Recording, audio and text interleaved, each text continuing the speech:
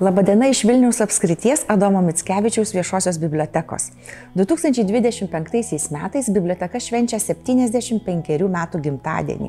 Ir tą progą kalbiname bibliotekos darbuotojus apie praeitį, kalbame apie dabartį ir šiek tiek užmetame žvilgsnį ir į ateitį, kokia biblioteka galėtų būti ateityje. Šiandien mūsų viešnia yra Asta Kazakevičiūtė Bankauskienė, ilgametė bibliotekos darbuotoja, informacinių išteklių skyriaus vadovė ir taip pat knygos apie biblioteką vadovas po Adomo Mickevičiaus biblioteką autorė. Labadiena, Asta. Labadiena. Ačiū, kad sutikot pasikalbėti. Malonu. Ir pirmas klausimas, kodėl nusprendėte tapti bibliotekininkė? Koks buvo jūsų kelias? Turbūt, kad labai sąmoningas, nes iš tiesų, kai grįžtu atgal galvodama apie tai, tai tiesiog prisimenu, jog kitų minčių nebuvo.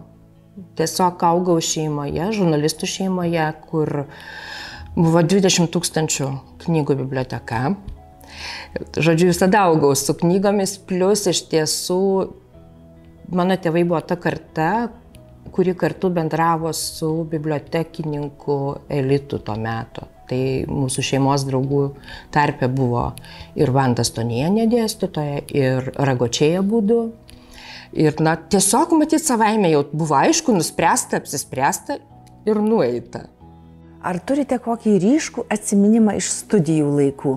Vilniaus universitete studijavote bibliotekininką? Taip, Vilniaus universitete baigiau bibliotekininkystės ir bibliografijos studijas 1987 metais.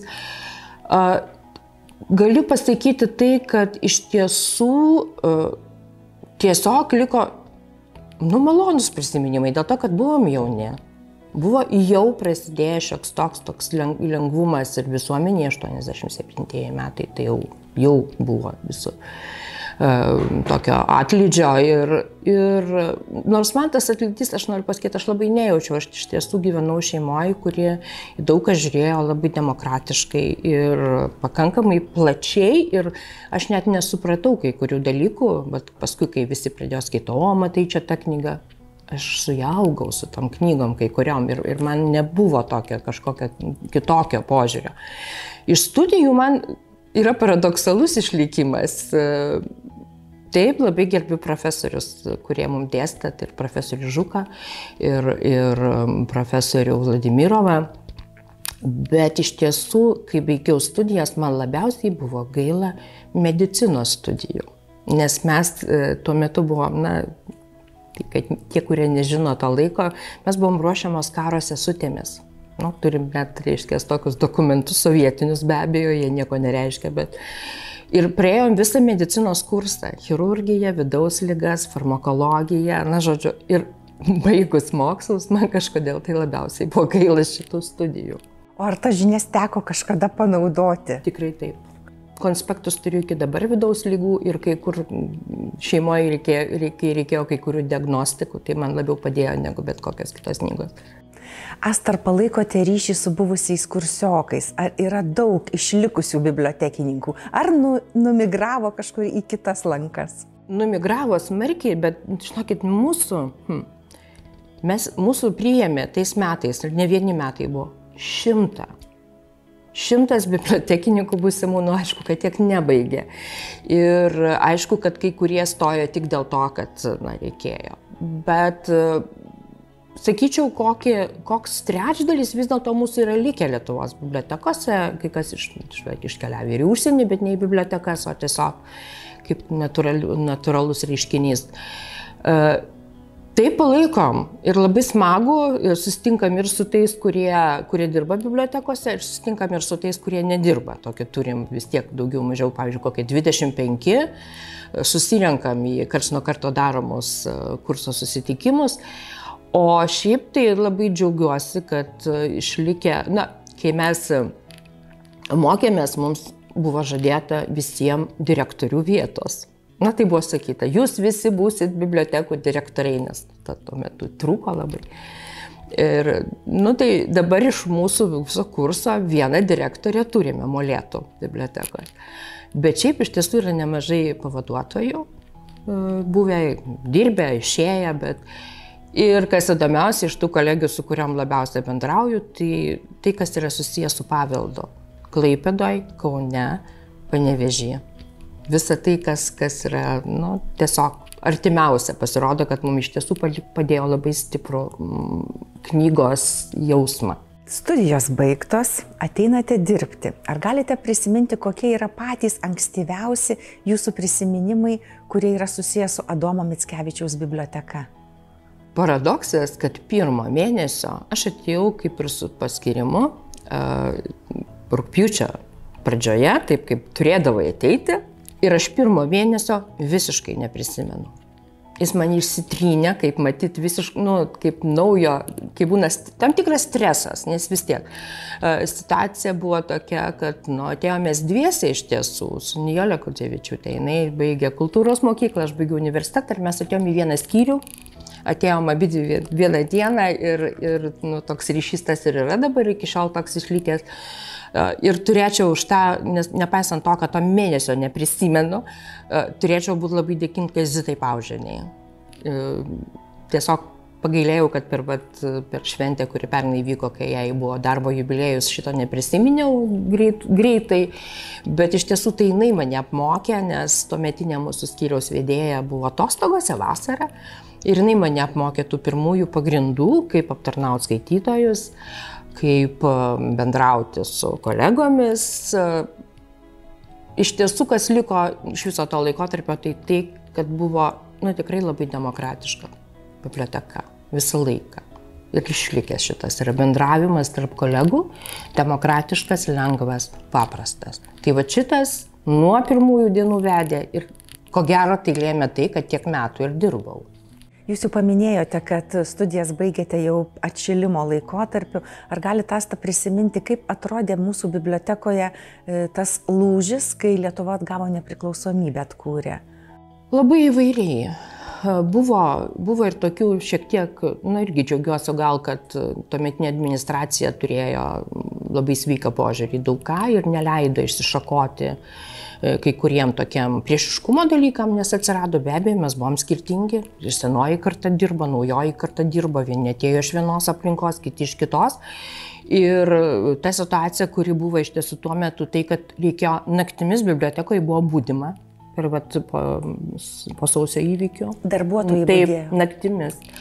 Bet buvo labai žiūrima demokratiškai, kas norėjo. Tai prasme, nebuvo kažkokių tokių labai prievartinių dalykų. Mūsų bibliotekoje buvo saugomas Sąjūdžio laikraštis. Irgi tokia požiūris. Bet šiaip man kažkaip galbūt iš tų visų prisimena, kas paskui atėjus blokada. Tai kai atėjo blokada, mes aišku pajutom ir kad buvo šalta, ir kad biblioteka visa buvo įšalusi ir visa kita, bet man tai dar to, ko nelabai gal kiti žino, tai dabar jau mes gal nebejaučiam, bet ankstesnių laikotarpių buvo be galo jaučiama, kad kažkokia atsiradusi spraga fonduose. Kadangi 91-2 metais mes faktiškai negavom knygų. Tiesiog atsirado, iš pradžių nesuprantu, paskui vėliau, kai aš jau galvojau apie tai, kodėl čia taip, nes iškas skaitytojas prašo ir tu matai, kad tų metų leidimo knygų mes neturim. Kas atsitikęs? Paskui suvoki, kad paprasčiausiai nebuvo pinigų ir nebuvo perkama. Tai tokie dalykai, jie išlieka visam laikui bibliotekos istorijoje, dėl to, kad tai yra tam tikros spragos. Dabar jos užsipildė dėl to, kad kitaip. Tai pasikeitė iš karto knygų visas repertuaras. Pradėjo leisti tas neleistas knygas, Šapoka, dar kitos istorijos Lietuvos. Tada pasipylė iš užsienio emigrantų dovanos. Aišku, ten irgi visko buvo, tuo metu atrodė viskas labai gelbėjantis situacija, dabar iš tos pozicijos žiūrint supranti, kad nebuvo taip, bet tuo metu taip. Šiandien jau beveik 40 metų kaip dirbat, ar ne, Asta? Tai per šituos metus kokią tą didžiausią transformaciją patyrė biblioteka? Kokį kelią nuėjo, kas jums labiausiai galbūt įstrigo, ką norėtumėte papasakoti, nežinau, ateiviui, kuris iš vis neįsivaizduoja, kas ta biblioteka šiandien ir kokia ji buvo anksčiau? Mickevičiaus biblioteka iš tiesų nuo senų laikų turėjo tą demokratijos dvasią ir kai tik tai Lietuvoje atsirado atvirieji fondai, o nebuvo, tiesiog buvo tokia tradicija, kad Lietuvoje apie 1963-1964 metus pradėjo atsirasti atvirieji fondai. Tai reiškia tie, iš kurių skaitytojai gali patys rinktis. šitoj bibliotekoje iš karto atsirado atvyrėjai. Plius tai buvo biblioteka, kuris skolindavo studentam į namus. Užaustata tuo metu, irgi visokios istorijos tokios, bet faktas toks. Tai ta demokratija, jinai taip ir išliko, bet be abejo, technologijos, kurios atėjo. Ir, mūsų biblioteka, kadangi dar yra ir pastatas su tam tikra istorija, tai daugelis dalykų. Tai, kad nebuvo lifto, problema numeris 1. Tai, kad mes visada buvom žinuose remontuose. Tai mūsų tas bibliotekos virsmas, jis labai ryškus. Jis tiesiog, man tai gražus ir tie gulbiukai maži, bet iš to mažo gulbiuko iki tikrai baltos gulbės. Bet kad ir kaip kalbėtumėm apie naujas technologijas, apie įvairią įrangą, apie savitarnos aparatus, vis dėlto turbūt bibliotekos tas stuburas yra knyga. Asta, kaip jūs galvojat? Taip, nes vis tiek, kaip mes beskaičiuotume ir pasaulyje, ir Lietuvoje, didžioji dalis, beveik 90, kai kur varijuoja, bet apie 90% bibliotekos fondų sudaro knygos. Ir niekur tu čia nepabėgsi. Elektroninė knyga tik tai forma nauja, nes tai irgi knyga. O kaip manote, ar Lietuvos bibliotekos, tarp jų ir mūsų biblioteka, yra kažkuo išskirtinės Europoje arba pasaulyje kalbant? Galvojau labai apie tai. Esu mačiusi ne vieną užsienio biblioteką. Galiu pasakyti, kad vienur yra prasčiau, kitur yra geriau. Manau, kad mes nieko nesiskiriam, bet yra viena bėda, kurią aš supratau visai neseniai, kai kolegos pernai grįžo iš Danijos ir papasakojo. Aš supratau, kad užsienis mus laiko dar šiek tiek atsilikusius. Tai rodo, kad mes nekalbam apie save tiek, kiek galėtume kalbėti, nes kolegos pasakojo, kad jiems tai pristatinėjo Danijoje bibliotekas, lyg pas mus nebūtų nei atvirųjų fondų, nei ten biblioteka visiems, nei, kažkokios skaitimų programų, nei nieko, truputį tokio. Jaučiasi, kad, negaliu pasakyti žemesnis lygis, dėl to, kad tikrai žino, kad, tai yra ES šalis.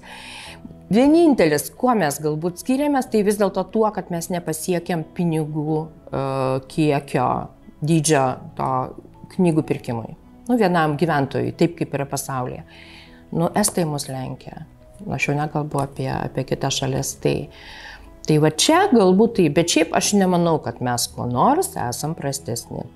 Jūs, Asta, vadovaujate informacinių išteklių skyriui mūsų bibliotekoje, tai yra didelė žmonių grupė ir jūsų skyrius atsakingas už knygų įsigijimą, paruošimą skaitytojui, taip pat nurašymą knygų, kurios yra ar sugadintos, ar neaktualios. Tai jūs turbūt tas žmogus, kuris tikrai žinote, kiek mes turime bibliotekoje knygų. Čia toks, aš irgi galvoju, ar pažiūrėt man tiksliai statistiką, nes žinot visada žinau, visiems sakau, kad turim apie 400 000, mes nesam labai turtinga biblioteka fondų atžvilgių, bet tikrai manau, kad turim labai kokybišką fondą, jeigu taip jau žiūrėti. Bet iš tiesų paradoksas yra tai, kad net šią minutę bibliotekos fondo dydis kinta. Nes kiekvieną minutę ateina naujos knygos, kurios yra įvedamos į bibliotekos apskaitą ir katalogus ir išeina tos knygos. Ir tas procesas jis yra tiek judrus, kad aš dėl to ir nedrįsau, bet taip mes turim apie 400 000 knygų. O ar tiesa, kad bibliotekose dar knygų kiekis yra ar metrais, ar kilometrais matuojamas? Šiaip matuojamas metrais. Tai yra pagalbinė statistikos eilutė. Dabar mūsų statistika jau Lietuvoje šito nebeprašė paskutiniais metais, bet iš tiesų tai yra tarptautinės bibliotekų statistikos duomuo. Ir tai yra duomuo, kuris turi du gerus aspektus. Tai vienas dalykas, jis iš tiesų kam reikalingas? Jis reikalingas tam, kad statant naujus pastatus ir planuojant fondų išdėstymą būtų galima operuoti šitą savoką, nes niekam neįdomu, statybininkam, architektam, inžinieriam, neįdomu jiems ten tavo fondo, ten kažkas, jiem reikia metražo. Tai vienas dalykas. O antras dalykas, kai kalbi su jaunaja karta, tai šitas irgi daro įspūdį. Tai galiu pasakyti, dar kartą pažiūrėjau, kad visiškai atviruose fonduose mes turim 6 kilometrus, o bendrai visur turim 12 kilometrų. Tai visas senamiestis ratukų. Įspūdingai. O kaip Asta tie metrai skaičiuojami? Va, mums už nugaros dabar yra knygų lentynos, tai tiesiog taip, va, metras ir yra metras. Yra tam tikri standartai, yra metras, čia bus turbūt 80 cm, tai reiškia, yra suskaičiuojama, šiaip vidurkis yra paskaičiuotas taip, kad knygos vidutiniškai yra 50 knygų metre. Rankraščių yra, dabar tiksliai nepasakysiu, kiek, natos yra ten, vėlgi kitas skaičius yra toks bendras.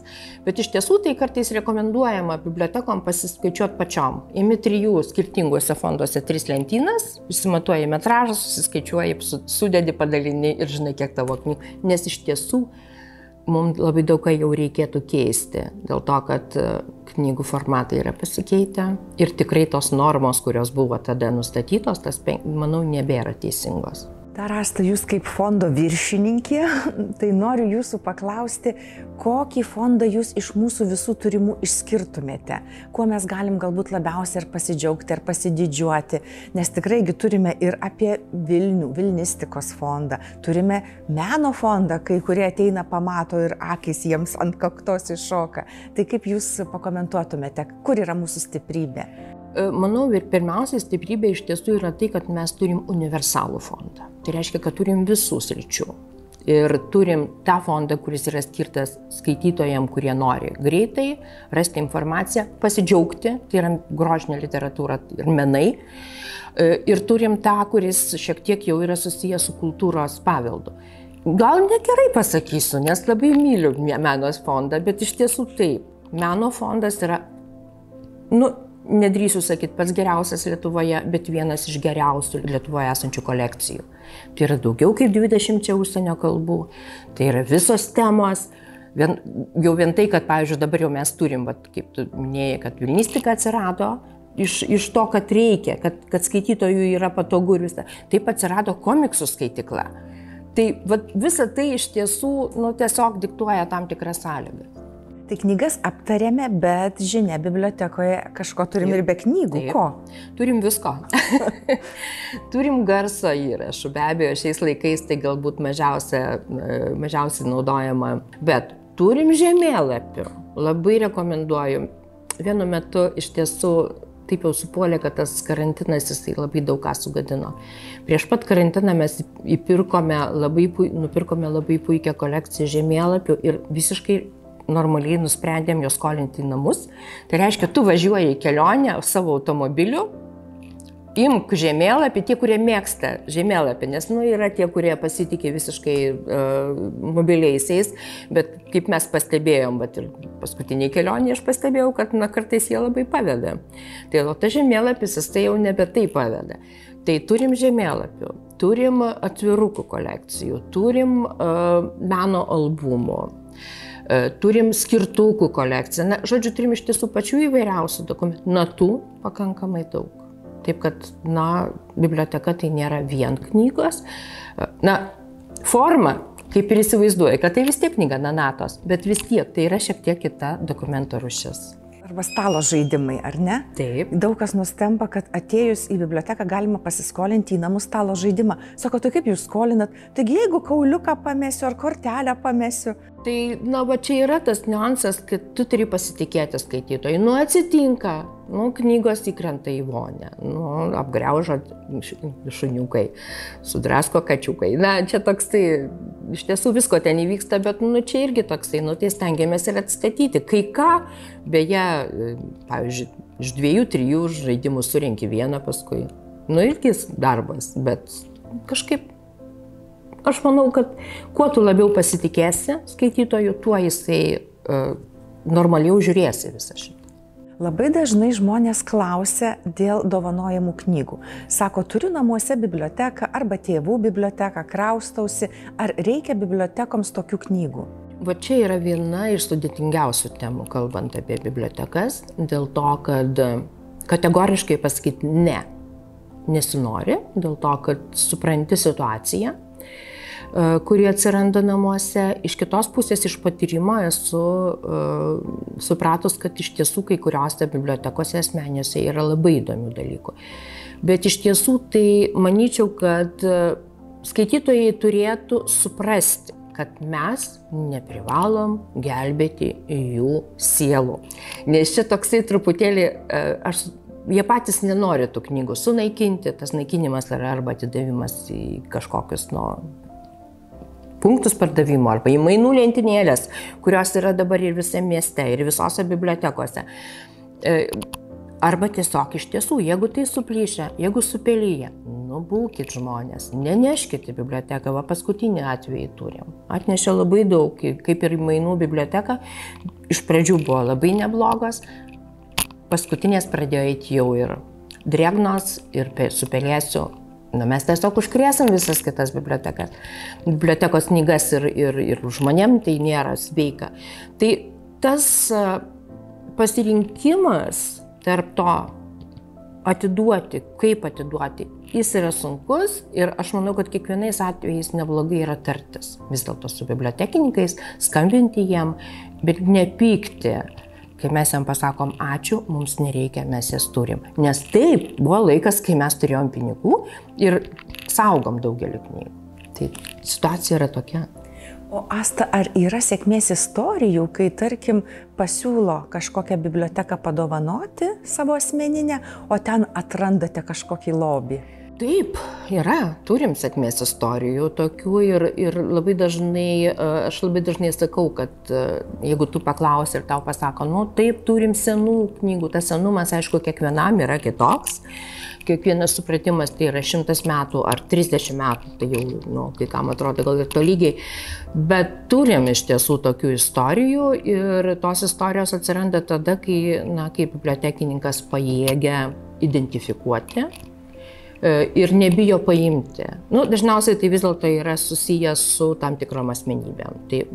Taip mes, pavyzdžiui, esam mums tiesiog atidavė, faktiškai beveik visą biblioteką atidavė Leontinos ir Vlado Šimkūnų dukterėčia. Šimkūnas buvo bibliografas žinomas, gydytojas ir toje jo bibliotekoje mes atradom ne tik tai senų leidinių, pagal amžių, kas jau savaime yra vertinga kai kuriais atvejais, bet mes atradom milžinišką, ne milžinišką, bet visą kolekciją medicinos žurnalų, kurie anksčiau kažkokiu tai būdu priklausė prezidentui Kazimierui Griniui. Jie visi su jo autografais, jie visi su jo įrašais, polemika, marginalijomis.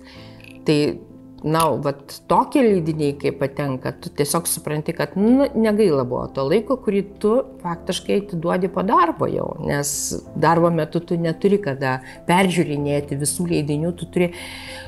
Taip, jeigu bibliotekininkas turi knygos jausmą, yra toks dalykas, pas kai kuriuos, kur tiesiog ateis į lentyną, paims knygą ir jisai paims tą, kuri yra su kažkokiais ženklais. Tai yra tokie nenusakomi kartais dalykai, mistiški gal, bet iš tiesų taip yra. Tai taip, mes tų kolekcijų tokių esam gavę ne vieną ir ne kitą tokią labai įdomią parsivežėm iš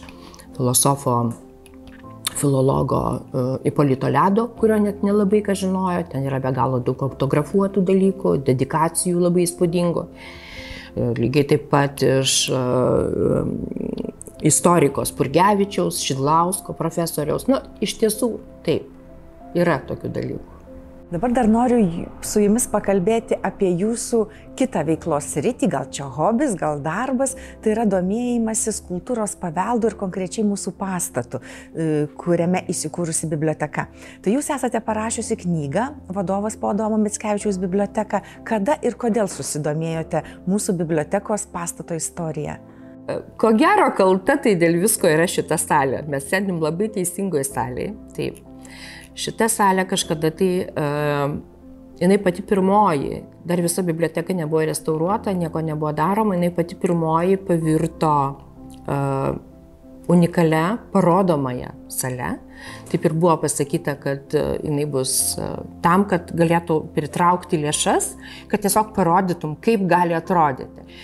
Tai šitai saliai buvo meno skaitykla ir mes iš tiesų meno skyrių kūrėme nuo pamatų, nuo grindų, nuo remonto, nuo bendravimo su restauratoriais, nuo visko. Ir turbūt tada man, ir kai aš supratau, kaip gali atrodyti pastatas, tai atėjo tas laikas ir suvokimas, kad kažkas yra, nes iš tiesų tais 91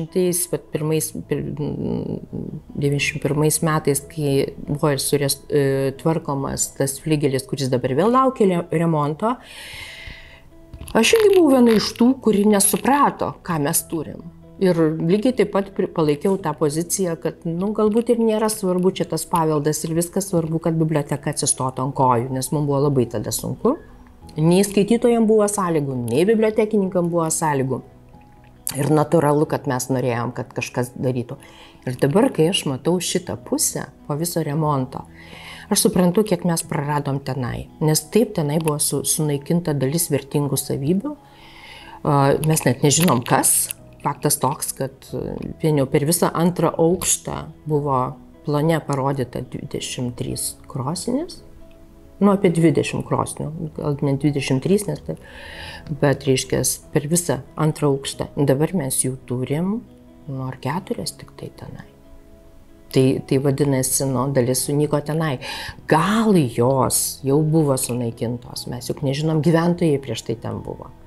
Bet faktas toks. Na, bet galim pasidžiaugti, kad kita rūmų dalis tikrai patyrė labai gražią rekonstrukciją, yra kruopščiai atkurta ir lubų, ir sienų tapybos elementai, lipdiniai, krosnys. Kas jums, Asta, iš visos rūmų istorijos, kuri tikrai 400 metų siekia, yra įdomiausia, koks laikotarpis? Aš net nežinau. Turbūt, kad vis dėlto tas virsmas prie Tiškevičių. Taip sakyti, toks terminas gal ne visiškai teisingas, bet tada, kai Tiškevičiai buvo savininkai, nes, supranti, kad vis dėlto iš jų laiko išliko ta struktūra pastato. Ir be abejo, man tai daro įspūdį tai, kaip dabartiniai tyrinėtojai ir mūsų architektai ir polichromijos specialistai sugebėjo viską parodyti. Tai, kad taip yra eklektika kai kur. Mes galim drąsiai sakyti, kad mūsų patalpos turi eklektikos. Bet tai ir yra žavesys, nes tu matai kaip kito pastatas. Tu matai skonius, be abejo, bidermėris. Nors man jis taip pats, pas mus jis nėra labai grynas. Angelai tai labai nuostabus yra. Tuose nišuose čia irgi grifonai yra vieni panašus labai į bidermėrio stilistiką. Tai, kad aš apie bidermėrį nebuvau nieko girdėjusi, nepaisant to, kad dirbau menuose, irgi atradimas šioks toks. O kokie atradimai nutinka tuo žmonės, kurie ateina pas mus į ekskursijas? Nes jūs pati vedate ekskursijas, ar ne? Taip, aš vedu ekskursijas ir didžiausias atradimas man būna tai, kad žmonės, kurie jau seniai skaito mūsų bibliotekoje, pasakė, mes tai tik ateinam knygas, pasiimam ir išeinam. Tai sakau, žiūrėkit, aš visą laiką sakau, žiūrėkit po kojom, nes galit kažkur užkliūti, nes pas mus tie aukščių pelkričiai, jie yra tokie. Bet sakau, žiūrėkit į viršų.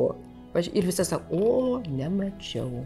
Tai va šitas atradimas mane visą, aš suprantu, kad Rusiuose atranda ten tos laiptus arba įspūdingas lietaus nuotekų vamzdis, kuris visiems irgi palieka įspūdį, nes jis, tai aš sakau, sveikintis. Ir taip visi. Sakau, čiagi ne kanalizacija, čiagi lietaus nuotekos. Bet iš tiesų tai taip, kad jie tik tada pakelia akis į lubas ir pamato, kad pas mus freskos. Nuostabu, tikrai. Asta, jūs, kai kalbėjom, jau dirbate beveik 40 metų ir įsivaizduojame, kad rašote autobiografinę knygą. O gal planuose? Niekas negali žinoti. Tai kaip manote, kas toje knygoje būtinai turėtų būti iš bibliotekos gyvenimo? Ar kokie nutikimai, ar kažkoks tai įspūdis, kuris jums yra likęs? Nežinau, turbūt daug kas. Visų pirma, iš tiesų žmonės. Bet iš tiesų tai turbūt žmonės.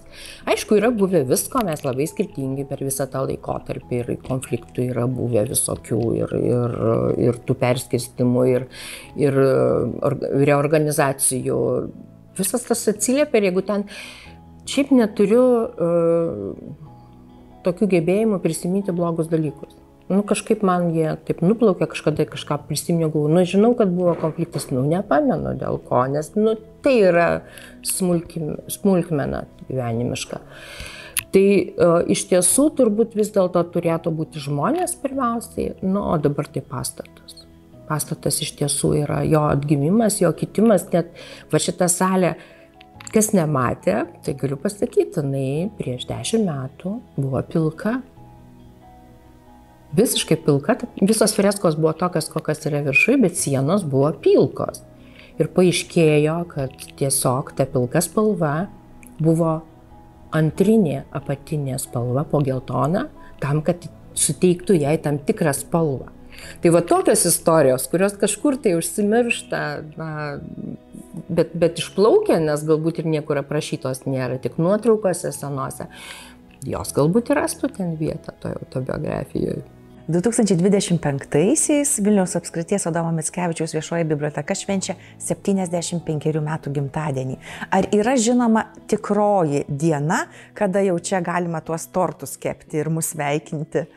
Reikėjo prisijimti mums tą datą, nes iš tiesų tai mes esame unikalūs. Mes galim savo gimtadienį švęsti 2 savaitės, dėl to, kad pirmasis steigimo, nėra steigimo įsakymas, yra pirmojo direktoriaus paskyrimo įsakymas rugsėjo 15 dieną. Kadangi tas direktorius buvo daugiau, toks, kaip čia, net nežinau kaip pasakyti, jis nebuvo dirbantis, jis buvo tiesiog reikėjo ir paskyrė tuo metu, tai pats pirmas įsakymas, kuris yra susijęs su veikla bibliotekos, atsirado tik tai rugsėjo 28 dieną. Tai šiaip ir, reiškia, kaip ir biblioteka pradėjo dirbti 28 dieną, bet pirmas įsakymas 15. Tai mes galim kuo puikiausiai išvesti iš tiesų 2 savaitės, bet priėmėm, kad 15, nes tai yra pirminis įsakymas. Ir kiekvieną pokalbį norisi baigti palinkėjimu. Tai ir jūsų, Asta, paprašysiu kažko palinkėti ir darbuotojams, ir lankytojams, ir pačiai savo. Bet kokiu atveju, būkit pozityvus. Bibliotekos niekur neišnyks, jeigu mes to nenorėsim. Nes esmė yra tokia, biblioteka iš tiesų egzistuoja dėl to, kad egzistuoja ne fondai, ne bibliotekininkai, o skaitytojai. Kol bus skaitytojai, tol bus bibliotekos. Ir mėly skaitytojai, kelkit akis į viršų mūsų bibliotekoje. Taip, lentynos irgi yra labai svarbu, žiūrėkit mūsų knygas, bet kelkit akis į viršų, žiūrėkit į mūsų lubas. O darbuotojams linkiu irgi kantrybės, pozityvo, sakyčiau, dar 75 metų, bet tai utopija. Ačiū. Šiandien kalbėjome su Vilniaus apskrities Adomo Mickevičiaus viešosios bibliotekos informacinių išteklių skyriaus vadove Asta Kazakevičiūtė Bankauskienė. Ačiū, Asta. Ačiū. Geros dienos.